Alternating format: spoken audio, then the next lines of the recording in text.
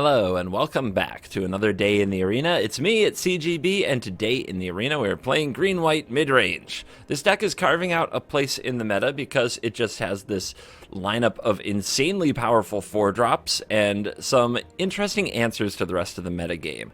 The idea is that we want to ramp on turn 2 most of the time with a Tangled Florahedron or a Prosperous Innkeeper, then on turn 3 drop some epic 4-drop like Esika's Chariot, Wandering Emperor, Legion Angel, etc., Yasharn, which is very good against the Anvil sacrifice decks that are slowly picking up traction. And then the rest of the time, we're just playing really strong things like Wedding Announcement. We do still play Luminarch Aspirant. It's that good. It actually fits into this deck, where if we're not ramping, we may as well be kind of ramping a +1/+1 counter every turn. Scaling, I guess, is the right term for that. We have 4 Skyclave Apparition, 1 Brutal Cathar. We have no copies of Storm the Festival. You don't need them.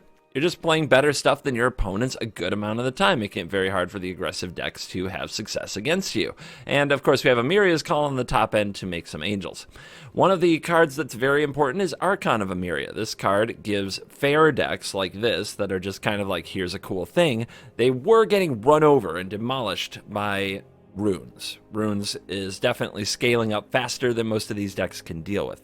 But Archon of Emiria shuts all that down. When the Runes player can only play 1 spell a turn, and it's an aura that draws a card and gives +1/+1, you're not too upset about that, because they don't get very many things done in general. And because the Rune decks run so little removal, the Archon of Emiria often sticks to the battlefield when you cast it. So it's good technology against the Rune players, and it really does help shut that deck down. That deck continues to get more and more popular as people figure out just how powerful and kind of one-dimensional it is, aka easy. Yeah, good for toilet magic, you know what I'm talking about. But yeah, Archon of Emiria is a real kick right to the teeth of that particular strategy. It's not bad against other decks either, especially since we're usually casting 1 spell a turn because we have so many 4-drops and other expensive cards like Starnheim Unleashed to try to go over the top. Archon of Emiria makes a lot of sense when you're generally playing a 4-mana spell and the opponents have decks full of 2 and 3-mana spells. So it works out that way. But it's a very straightforward deck. There's not a ton to explain here other than ramp and do better things than opponent. Just you want to be like spamming 4-drops and angels all game long. It looks mostly like a pile of mediocrity. Like there's nothing to get overly excited about here, like an amazing 5 or 6 mana play. Like Storm the Festival often adds a little bit of juice to these decks where people get excited about it again, but that doesn't make the deck bad. I would say if you're going to try a Storm the Festival approach, you definitely can. There's a ton of permanents and creatures here. You might just want to cut the Starnheim Unleashed. Maybe not. It is a thing that you can't hit off Storm the Festival, but yeah, maybe those are the things that you can trim to run the big Storm if that's the way you want it. Okay, let's dive in. Let the green-white mid-range nonsense begin. Dude, I was smug as hell in that last game. It's something about Codespell Cleric and the snow-covered plains just brings that out of me, man. Just the nastiest, elitist, most superior, smuggiest of blue mages. All right, let's hope we're against runes. Might be runes, budget runes. Not so much. What are they playing? Okay, they've got a removal spell. Let's see if they use it.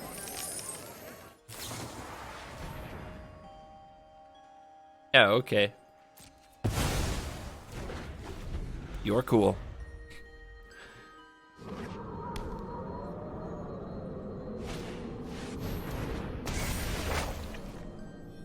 Mid-rangey stuff? Pretty cool draw. Hopefully punishes them for using a March of Otherworldly Light in that manner.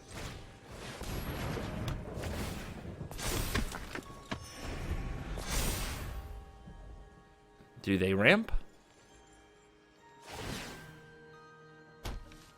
They do. Whenever I have this card on the play, I can't ramp. Ooh, a token generator. I like it.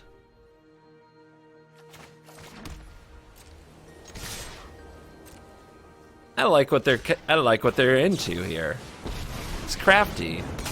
Little token action. Now you've done it. That's kind of got new moves. Now, how am I gonna beat this? Frickin' Fox Smoke. I guess I have the seat, right?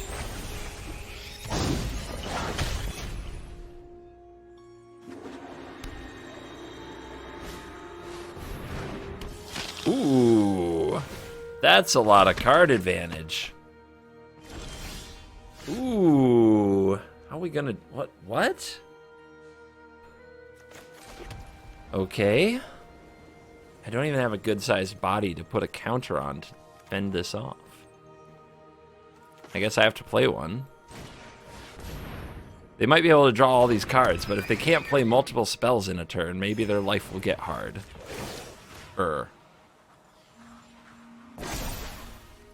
Remember your training. We'll set up for a Starnheim Unleashed someday. Maybe that will get us into this game.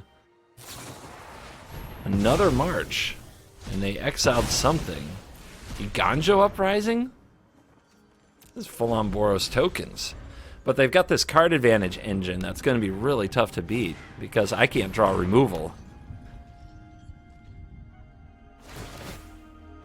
Triggers once a turn, right? Oh wait, they get to do 7? Maybe they take out the Emperor?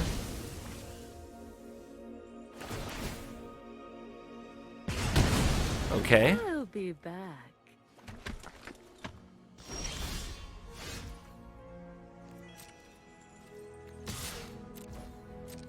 What you got? Okay. Wonder if they run sweepers.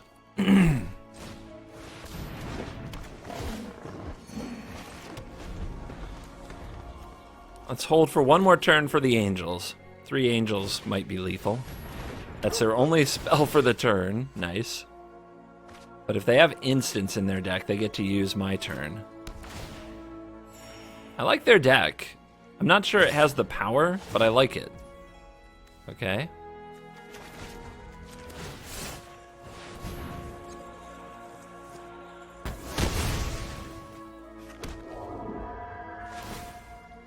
They're over their permanent count, so they don't get 7 damage anymore. Yeah. Okay. Do you have a sweeper?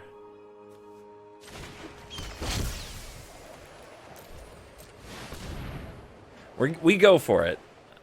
I have not seen anything to convince me they're a sweeper player. Sekenzin draws a card. Nice. I mean, they're best of 1. That's usually a good reason to be a sweeper deck if you're not an aggro deck. They have Paladin class. Uh-huh. Yes, okay. Their deck seems cool to me.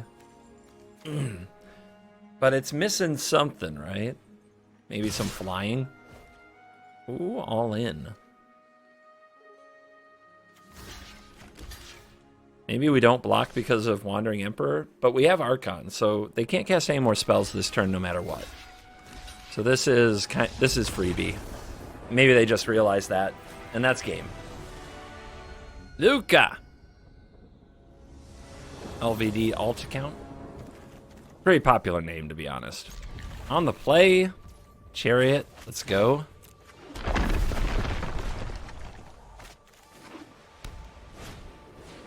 Sometimes they just think that Haven's coming back, and they never give up.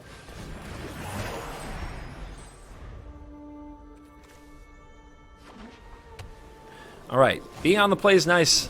We actually get ahead of Redane and company. All that stuff they love to do to us. Wandering Emperor can't handle Vigilance, though.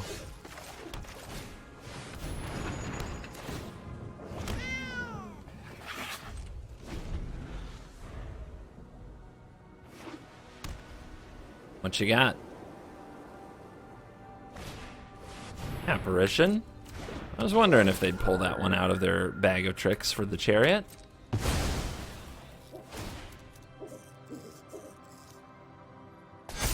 Do they attack? They do not. Okay. Well, I'll attack. Pretty obvious what I have, isn't it? Uh-huh. But that just means we chill. We can wait. We don't have to play her right away. Takedown. Rude, but whatever. Uh-huh. Vigilance is a problem. We'll have to figure out how to solve it.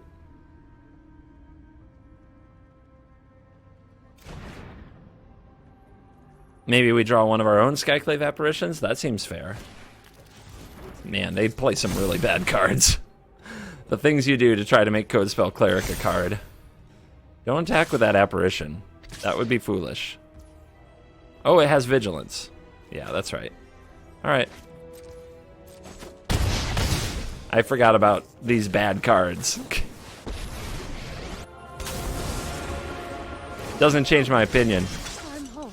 Keep watch for intruders. Let's just gum this board up. May your blades. The opponent used their removal spell kind of silly-like. Now I'll just make all kinds of bodies. Go ahead, attack them. They don't have any flying yet.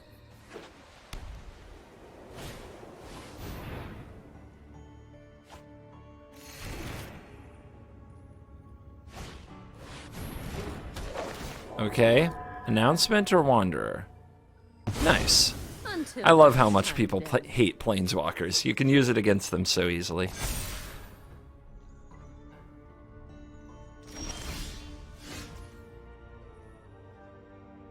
If we attack with two things, we get to draw, but I guess I'd rather have the card anyway.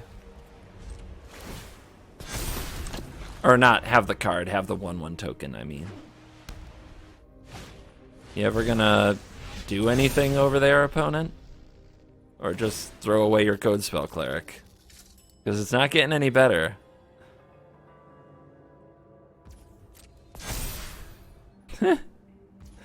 Do nothing. I'll do nothing too, it's fine. That'll be good. That'll be real good. My creatures are stronger. It's 3 Skyclave Apparitions. Sure, dude. Why wouldn't you have them?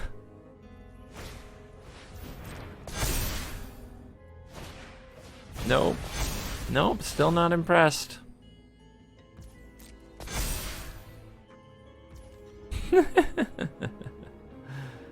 May as well. Anyone who harms my people, we must protect those people. May your blades strike. 1, 2, 3. Good luck.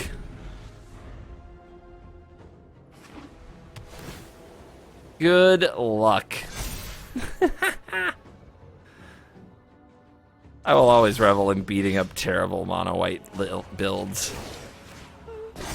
No remorse. All right.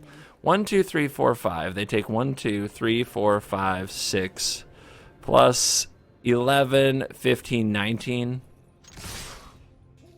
Okay. Easy.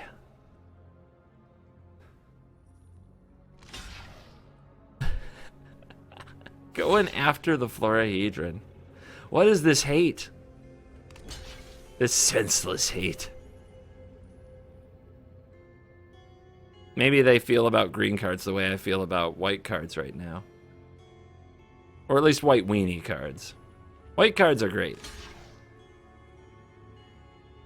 Codespell Cleric, not so much. Whoa, whoa, whoa, whoa, whoa. Pull back. Hold up. Hold up. I want to block over here.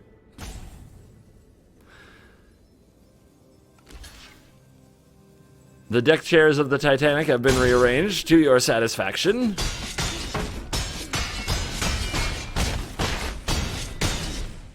And you did.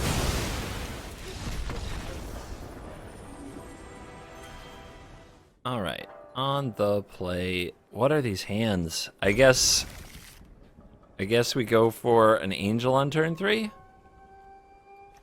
I drew the Valorous stance for the first time today. See if it does anything useful. Jwari, great. Blue mages, am I right, guys? Haha, blue mages. I bet they still run Fading Hope because that's my kind of luck. I think I'll go for this Innkeeper. I was going to do turn 3 Angel, but now I'm looking at somebody who played turn 1 Jwari and might run Fading Hope, and that doesn't seem like a good play. Get down Prosperous Innkeeper, though, and we can play around Jwari going forward. Heck, we even get a Spikefield Hazard out of it. Hopefully they miss a land drop later. And see? They always have more Jwari. We got a Bank Buster? That's weird.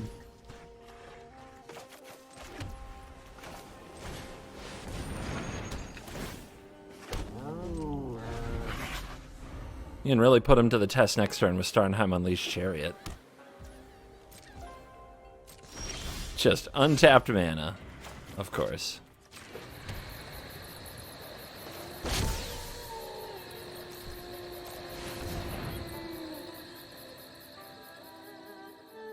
Hiya. Dissolves. Okay. I'm ready for my Prismari command. Maybe I should have left up Valorous Stance mana and played a Legion Angel. But whatever. I still have a pretty awesome board that they have to sweep. Maybe they can, maybe they will.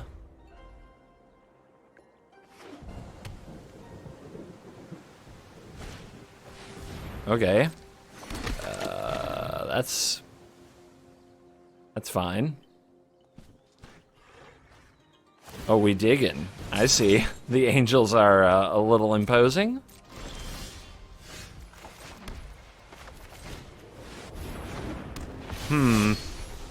Thank you, Auto Tapper.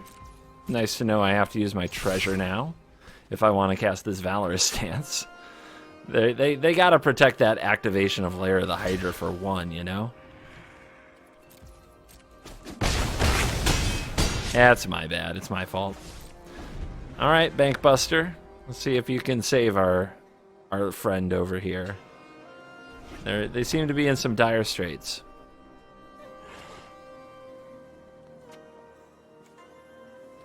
Come on, blue player. All this removal. No sweeper. No over-the-top powerful card. Just Devastating Mastery. Okay, so how do we do this? 1, 2, 3, or 5. If we top deck an untapped land, we win. Oh no, we're going to lose the treasure. That's not true. It's not true. Okay. Indestructible.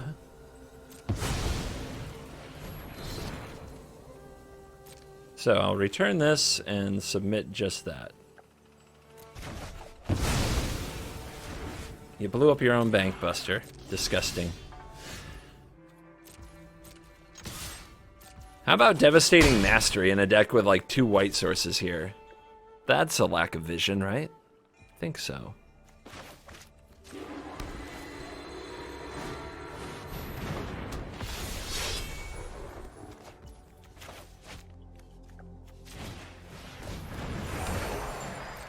Make him sweep the board again. What I should have done here, I think, is play this Florahedron as a land, though, because then next turn, untapped land, swing for 6 is game. Not good. Not good. I'm struggling today. I'm struggling. But that's what happens. I've noticed whenever I do watch parties for the competitive events, I play really badly when I'm trying to record around it because it actually saps your mental energy to do that much commentating. To just talk in front of an audience about Magic for that long, you just zombify. So, play is going to be bad for a few days. I'll probably get some comments about it. Some people will probably unsubscribe about it. Because they think that, like, I'm supposed to be full pro or something. I'm not even a pro. I'm super average, guys. Super average. The ceiling on this game is insane. That's why people love it so much. The elevator goes all the way to the top floor, you know? I'm not. I'm like literally halfway there. Literally halfway up, some might say. All right, we got to force him to sweep again. No reason to trade with those little 1/1s. Just put out all this stuff, and then if they sweep, we attack with the layer. The whole Legion is coming for you. Get around it if you can. Ba-boom. Alright, they do have mana open. They're short.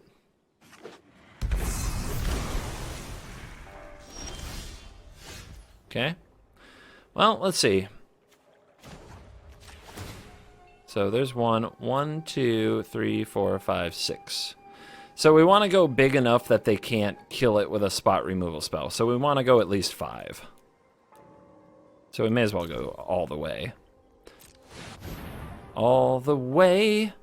All the way. Yeah, they're 1 short of making a blocker here from the Banky Busty. You die! Thank goodness. Borgoy. Borgoy. Anyway, Chandra avatars, man. They've gone down. Like, you just don't see them that much anymore. Because there's no mono red. Yeah. I think we're supposed to try to ramp. But we'll see. Maybe this will die.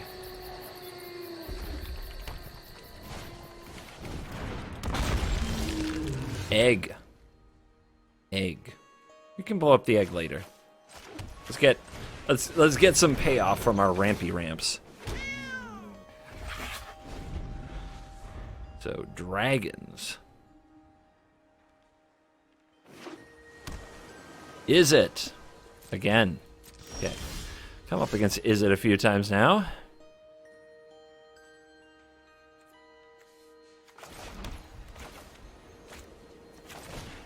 See if we can get a response here as we go after the egg.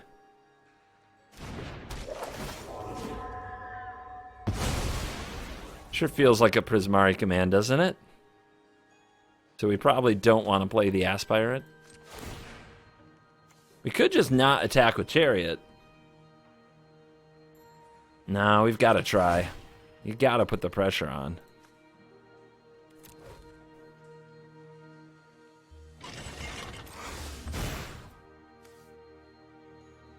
Here it comes.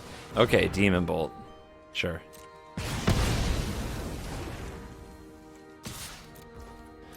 At least it wasn't Prismari command. Let's foretell. Line up some really sick angels. Probably for this turn too, but we'll see. We'll see what the opponent leaves open.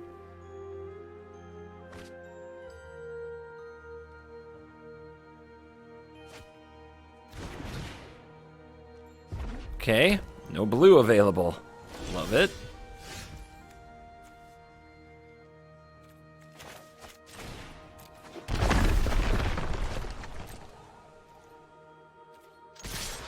See how they react. They might shoot this, block this. Maybe I shouldn't attack with the Tangled because of that. I could have saved myself 3 life also. Okay. Not worried about keeping it.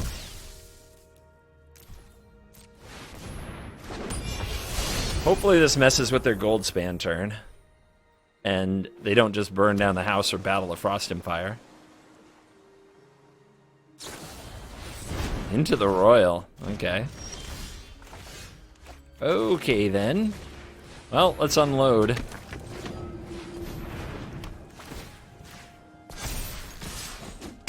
All the way.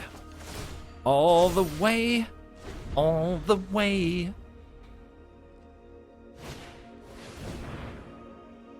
You're gonna die fast if you don't solve this. Into the Royal, huh? Is it, gamers? Still digging. Looks dead. Well, this deck has a pretty good time against blue mages. Kelsersax. What a name. Sounds like something from an anime or a D&D or something. Oh, it's on. I guess I have to play the Tangleflor Hedra next turn. So we play the Tomb, or the Farmland, I should say. Overgrown. I'm used to Overgrown Tomb because of a green-black land from long ago. 3 good spells. Rip. Opponent sends off the Dual Strike. They obviously have a very good hand. What's it gonna take? Double Crab. Well, Midrange can't beat this. Actually not possible. They probably don't play Jwari, right?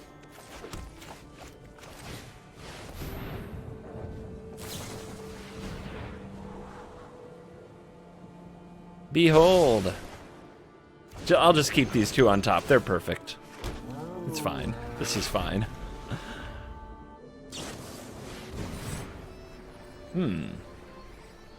Okay. Not the end of the world. 38 cards. They're still hitting land drops like a boss, but at least they don't have a Foretold card now.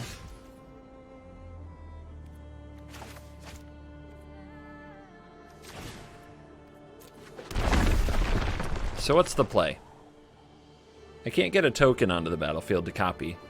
I can play Yasharn. I don't think that's going to matter a lot in this matchup. I think I'd rather have the flyer to force the damage.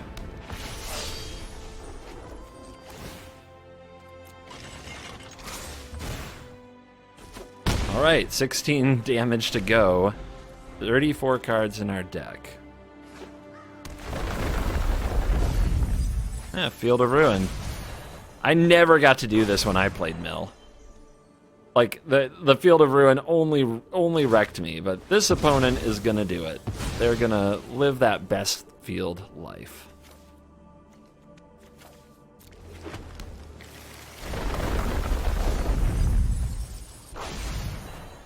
Eight, 21 cards already. Just 2 crabs. No combos needed. No spells needed. You love to see it. I don't think there's a reasonable way here to get through. So I think we just play around a Jwari because we can. We play the Legion Angel, we crew the Chariot, and then we die next turn. Probably.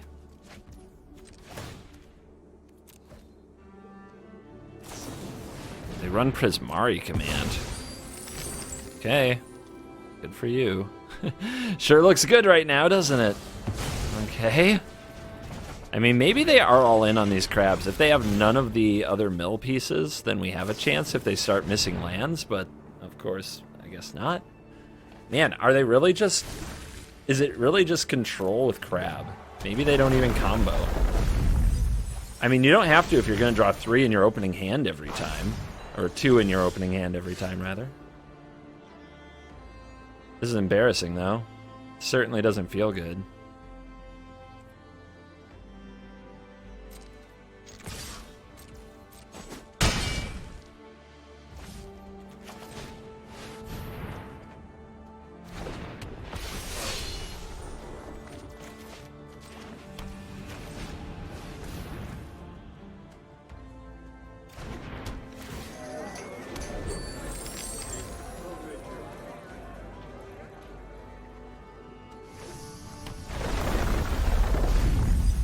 Ten cards. 7 cards.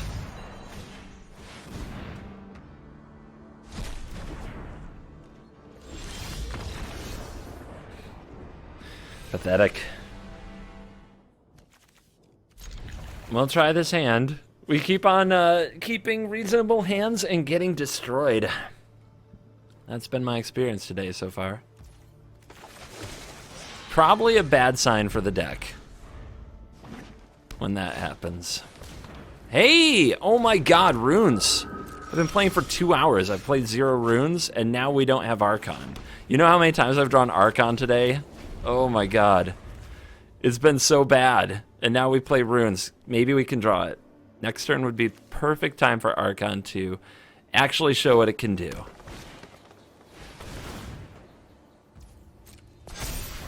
Pretty good.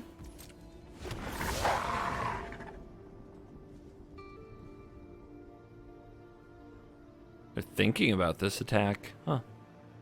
I don't know why.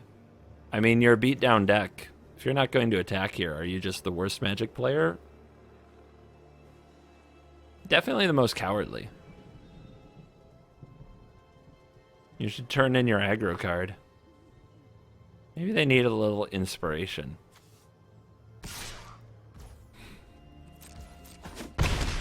That worked. Just a little prodding. Shut that down, though. Enough.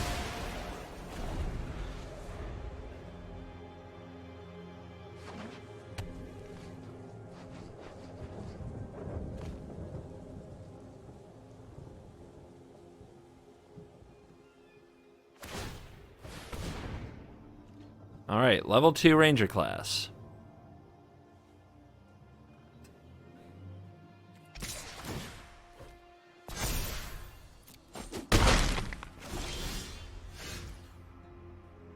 Now what? Now what?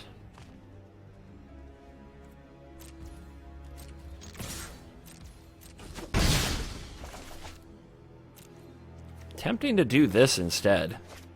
Yeah, I think I want to play the announcement instead and try to hold this. Might be really good in a turn.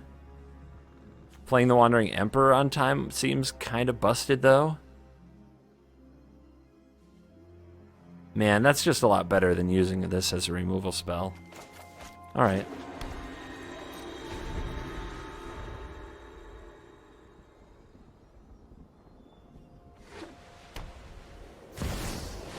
The Haunting. Alright. Skyclave bait.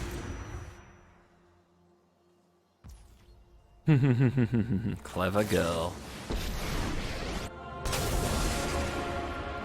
I'm not overconfident. You just let your blade do the talking. I have got new moves Yeah. to teach you.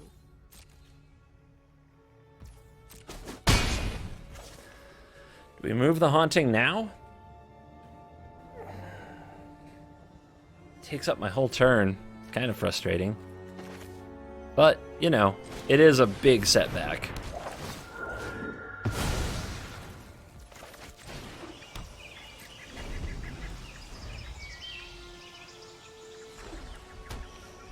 This also tries to set the opponent up to attack with the wolf, so it has a counter so Valorous Stance can hit it. Ooh. Ranger class to level. Ooh. That's a big tempo negative. Not attacking the Emperor? I was 100% gonna chump block. Oh no. Opponent, no, that can't be right. That can't be right. Maybe they have a way to protect this? I don't know. Strike fast and Let's keep putting counters on the Vigilance creature. And let's hold the Valorous Stance for the right moment. Maybe we can get a little more out of them. Circle of Confinement. Can't hit the Yasharn. Nice try. You can hit one of the Apparitions and make a 4/4. You can hit the Vigilant token. That is a 4/4. Okay. You're at 7 life, though. Can you really afford to attack? I doubt it. Wedding Announcement. Kind of sad that one of... Oh, my goodness. Dude, they're absolutely crazy. Absolutely crazy. All right, well, this isn't going to block next turn. They might have, like, Tamio's Safekeeping, something to prevent the Valorous Stance from killing their creature. So I'm going to make a weird-looking play where I block with Yasharn, and instead of destroying their creature, I'm just going to give Yasharn Indestructible to play around it. So there's no stick. So, like, Snakeskin Veil or whatever isn't there. But if it had been, that play would have been sick. Good top deck. Good game. Ha! Well, if I can't tear up other decks, I'll tear up other people trying to make green-white mid-range a thing. Dennis. I didn't know it was called Dennis. Alright, we have to draw land. But if we draw land, the hand is gas. So, we keep. Yay! It's good to get lucky sometimes to remind you that you don't only get unlucky. Because God knows your brain remembers getting unlucky a lot more. Clane. I feel like I've seen this in a while.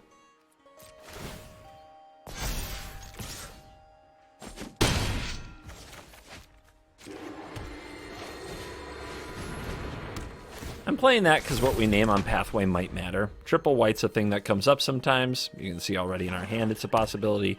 Double green is a thing that comes up. And I don't think I'm going to be channeling this to kill something anytime soon. Maybe that's a mistake.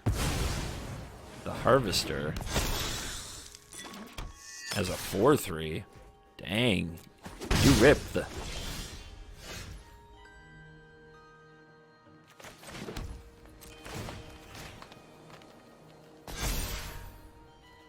I think this is what we want to do. I could also put the counter here and attack both, but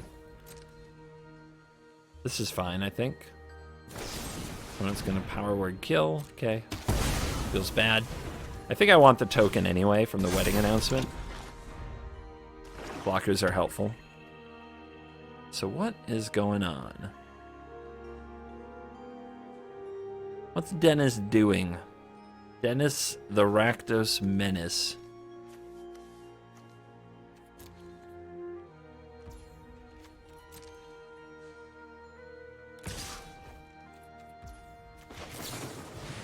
Might as well kill the 4/3.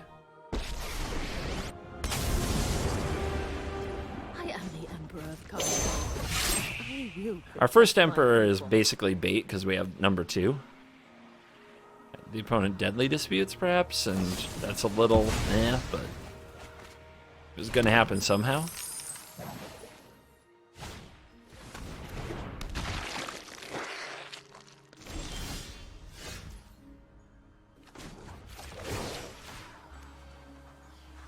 If the opponent blocks with the Shambling Gas, they might kill this 1/1, but then we play another announcement, so it's fine. So we can still block for our Wanderer.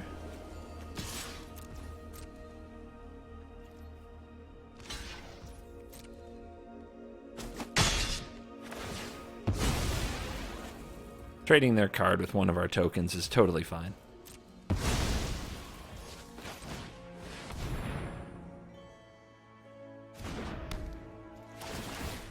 You hear that ticking? That's the countdown to the wedding that you don't want to miss. Our creatures get stronger and stronger. Anvil. I hope they can they're going to need to make a lot of creatures to keep up with the 2 wedding announcements. Well, they seem to have no problem with that right now.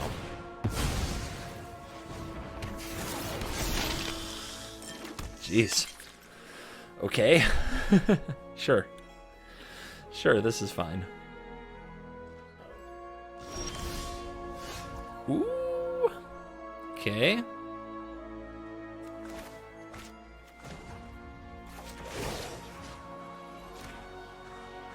Let's keep trying to put the pressure on them. remember your training. Cards are good. And remember, if they like commit to a big attack to kill this Wandering Emperor, the whole idea is that we have another. So that's fine.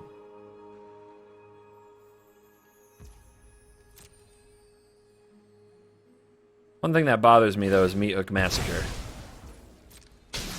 Hopefully the wedding announcements will help us get over it. If they miss some land drops, they're gonna have a hard time making Meathook a thing.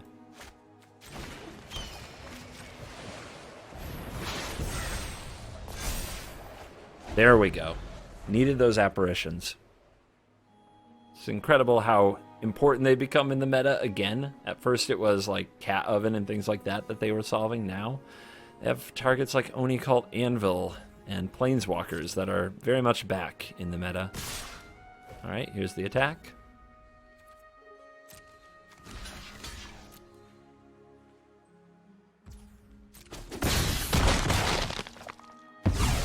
Alright, no deadly dispute this Try turn. not to miss me.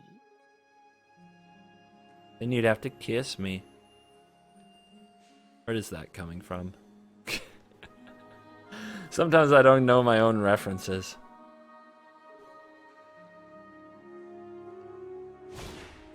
There's the hook. Interesting.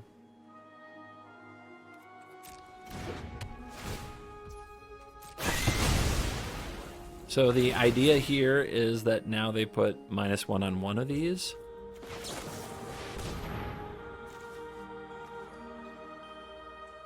I think we counter that because I think it's more valuable than their creature because it's about to attack. You're just underwhelming. Strike fast and strike hard. And the opponent realizes missing land drops that their hook isn't going to be good for very long. They didn't use their anvil to sack a blood and make a blocker. That shocks me. What's the play? I think I want you. Your go, huh? Salty? I think we keep making these larger. I think that's the way. And then we Skyclave Apparition this. And they can't sweep the board because they don't have the mana to do it. I have got new moves to teach you.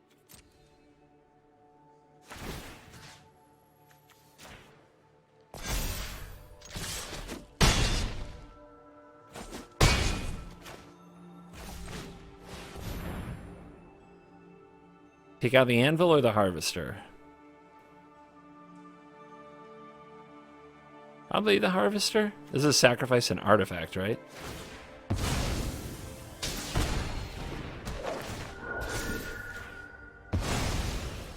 Yeah, the harvester can sacrifice to kill something because of the blood tokens if we don't take it out. I guess now it's just a -2, but that could still matter. But the creatures are too strong. They're too large. This time they make the 1/1. Anvil's kind of tricky to get right. There's a lot going on. Let's give the buffs to the smallest critter on the field. We've got the edge in this fight.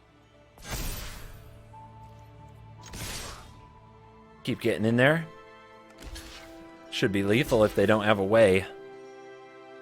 If they block the first striker, though, I guess they get the trigger from Massacre, but that's just a life loss, not a life gain. So what do you got? Can you stay alive? Stay alive. Stay alive. Or rope.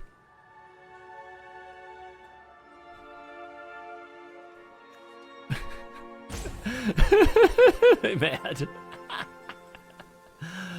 Or are they mad? We saw a Yorgo.